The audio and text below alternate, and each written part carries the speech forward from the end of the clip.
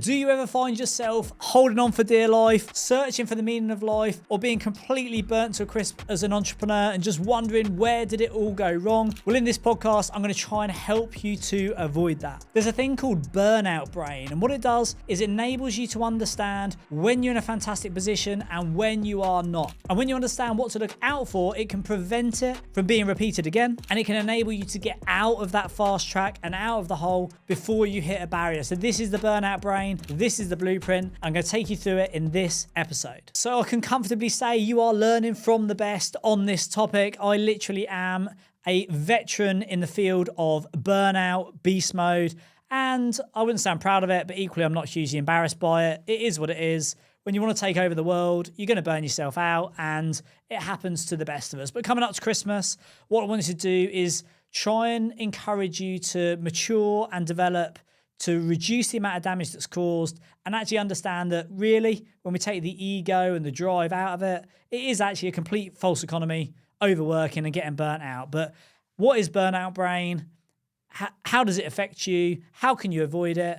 And going up to Christmas, how can you get over it? So burnout brain is basically where your body gets to a level of either prolonged stress or intense stress. So this could be a short period of, say, 2 weeks, 3 weeks, but it's very intense. You know, there's no sleep, long days, maybe just a very stressful thing you're dealing with, emotional. That can cause you to burn out.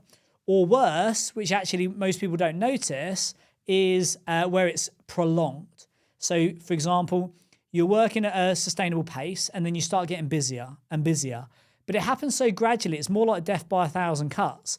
And you don't really realize it. And the problem with this is your brain actually pulls you towards burnout because you start getting up and working at 7 a.m., 6:30 a.m., 6, 5:30. And I remember back in the day, I used to, if I wasn't at my desk at say 4:30, I'd feel bad because the morning before I was there at 4:15. And it's just this complete false economy. It's death by 1,000 cuts. It's completely downhill. But it's something we need to be aware of because it will have some really detrimental effects on your life, your relationships, your business, but ultimately in this scenario, your performance. So burnout brain is when you've had that intense stress or the prolonged stress, and your brain and the way you think starts to change. So you really overcooked it, you're under pressure, you're not enjoying it, you're not feeling good. And how do we spot it apart from what I've just shared? Well, the first thing is it's not fun anymore. If you're excited and motivated and driven and creative and excited to go to work on a Monday, you're probably not burnt out. You know, you're probably having a good time, you're probably overcooking it, but you're not burnt out. When you're actually burnt out and you're heading towards burnout brain, the satisfaction reduces and you just think this is not fun anymore.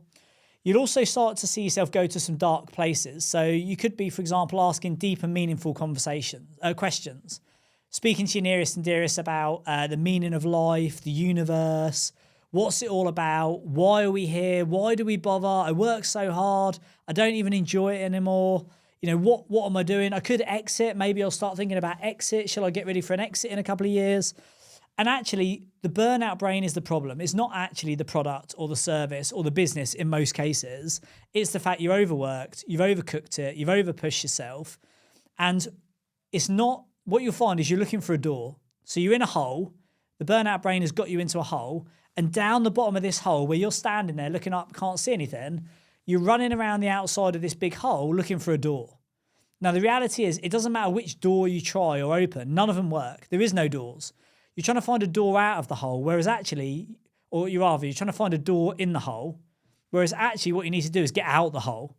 And if you're burnt out, you need to actually get out of the hole, get yourself back to a good standing, shake off and recover from the burnout brain, because it is only temporary, as long as you catch it and you don't do yourself any permanent damage.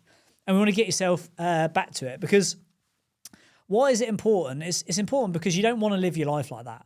There's periods where you can run and sprint and be in the fast lane, but it's not pleasant. And actually, although you might feel like the masochist in you wants to get more hours in the day, more meetings in the calendar, more days to the week, less sleep, more work, it's unpleasant. And actually, it's a complete false economy. After you get past a certain level of work or productivity, every hour after that is a diminishing return. And actually, you'd be better off taking a break or going to sleep, but we don't appreciate that. Instead, we drag ourselves through the work. We do trivial stuff because we think it's progress. We drag ourselves kicking and screaming, and we procrastinate. We bury our head in the sand, and it's just a complete. It's not where you want to be at all. I remember it really, really well. So we want you to get out of that, and it doesn't matter how deep you go into the hole. You'll never appreciate how much you're in the hole until you get out of it.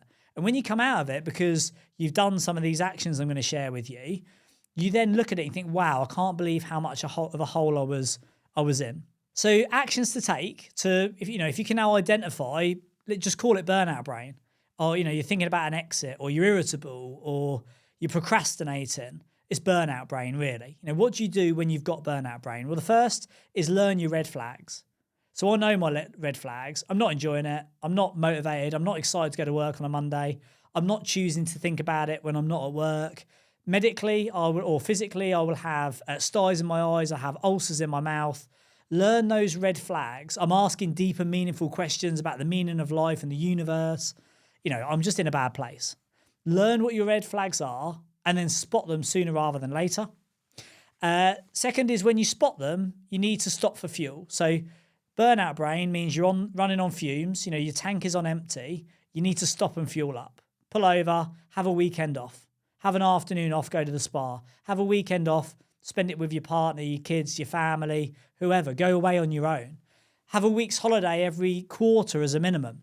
You just need to make sure you're having that time off, because time off is a requirement, not a luxury. If I have the weekend off to myself and don't work, by Monday, I'm excited, I've got new ideas, I'm buzzing, I've got a list of stuff to get through. If I work all weekend and drag myself through it, I start to dislike it, I'm not enjoying it, I'm definitely not motivated by it. You need to have that time off and stop for fuel before you run out of gas.